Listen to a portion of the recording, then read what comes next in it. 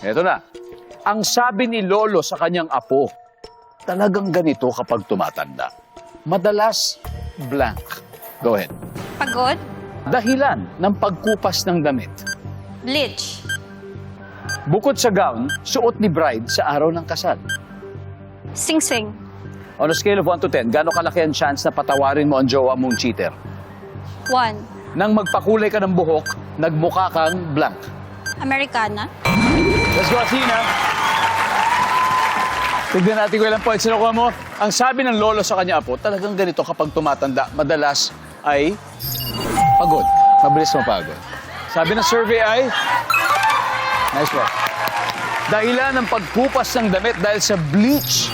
Ang sabi ng survey, pwede. Bukod sa gown, suot ng bride sa araw ng kasal, syempre ang kanyang sing-sing. Survey? Nice one. On a scale of 1 to 10, gaano kalaki ang chance na patawarin mo yung jowa mong cheater? Sabi mo, what? Survey? Wow! There you go. Nang magpakulay ka ng buhok, nagmukha kang Americana. Survey?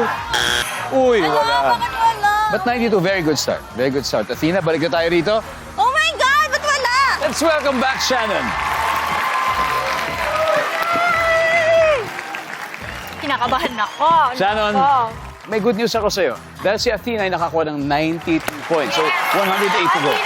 Diba? 108 to go. Okay? Okay. At this point, makikita na ng viewers sa sagot ni Athena.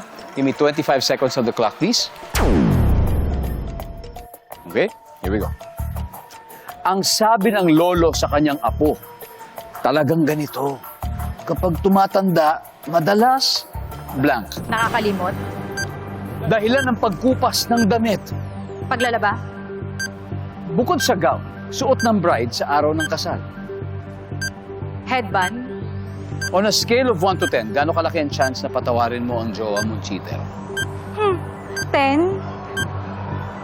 Nang magpakulay ka ng buhok, nagmukha kang... Maganda.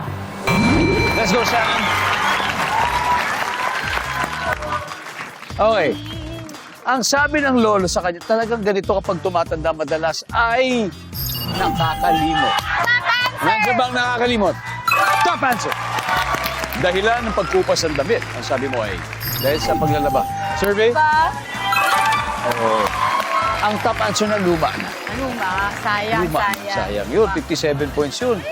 Bukod sa gown, suot ng bride sa kanyang kasal, sabi mo ay headband or tiara. Dapat veil yun. veil. Pero tiara, ganon. Headdress. Headdress, tiara, Headdress. tiara. Pero yun sana gusto mo sabihin. Oo. Kalimutan ko lang kung ano tawag. Ang sabi ng survey ay, Sayang. Belo ang top answer. Yun, Okay. Belo. Tama. Sayang, sayang. Dalawang Kaya top pa yan. answer May sana. dalawa pa yan. On a scale of 1 to 10, gano'ng kalaki sa patawarin mo, jowa mo, cheater? 10? Sorry na! Bait naman. Ang sabi ng survey sa 10 ay, Ako lang ang mabait. siyempre, top answer 1. Wala na. Okay. Nang magpakulay ka ng buhok, nagmukha kang maganda. Maganda. Maganda. Survey. Wow. Bakit? Ano sagot? Ang top answer? Ang top answer ay sisiw. Nagbukas sisiw. Oh, anyway, Shannon, okay na. Panalo naman kayo ng 100,000 pesos. Congratulations. Thank you.